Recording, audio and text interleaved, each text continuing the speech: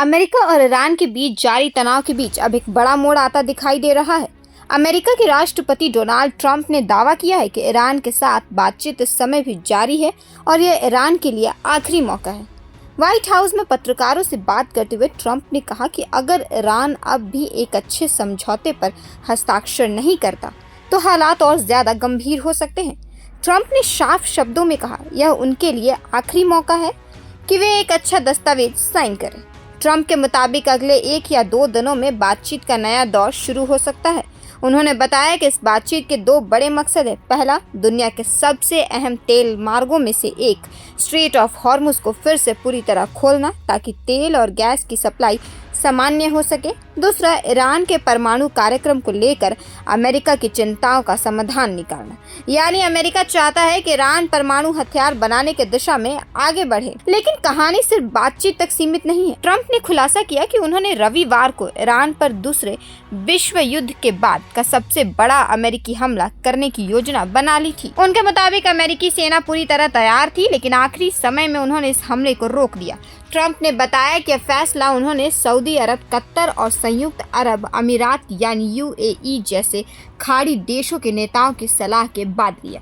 खास तौर पर सऊदी अरब के क्राउन प्रिंस मोहम्मद बिन सलमान ने ट्रंप से फोन पर बात की और चेतावनी दी कि अगर युद्ध और बढ़ा तो इसका असर सिर्फ मध्य पूर्व तक सीमित नहीं रहेगा बल्कि पूरी दुनिया की अर्थव्यवस्था पर पड़ेगा। रिपोर्ट्स के मुताबिक अगर अमेरिका बड़ा हमला करता और जवाब में ईरान खाड़ी देशों या तेल ठिकानों को निशाना बनाता तो दुनिया भर में तेल की कीमतें और महंगाई तेजी से बढ़ सकती थी। हालांकि ट्रंप ने यह भी साफ कर दिया कि उनका धैर्य अब खत्म होता जा रहा है।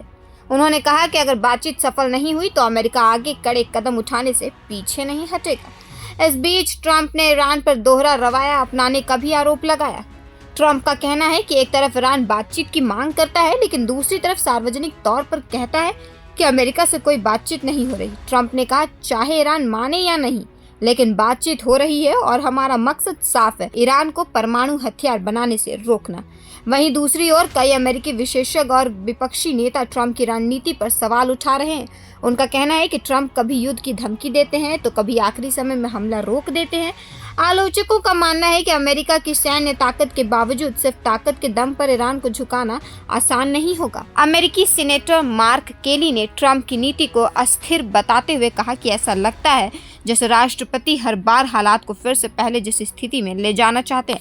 उधर अमेरिका में नवंबर में होने वाले मिड टर्म चुनाव भी ट्रंप के लिए बड़ी चुनौती बने हुए। एक हालिया सर्वे के मुताबिक करीब 2/3 अमेरिकी नागरिकों का मानना है कि ईरान के साथ चल रहा यह युद्ध फायदे का सौदा नहीं रहा। यहाँ तक कि कई रिपब्लिकन समर्थक भी इस युद्ध को लेकर चिंता जता रहे हैं। रिपब्लिकन सांसद जॉन कैनेडी ने भी माना कि अगर युद्ध और बढ़ा तो तेल की कीमतें और महंगाई दोनों बढ़ सकती है। उन्होंने सुझाव दिया कि फिलहाल युद्ध बढ़ाने की बजाय ईरान पर प्रतिबंध और उसके परमाणु कार्यक्रम पर दबाव बनाए रखना ज्यादा बेहतर विकल्प होगा।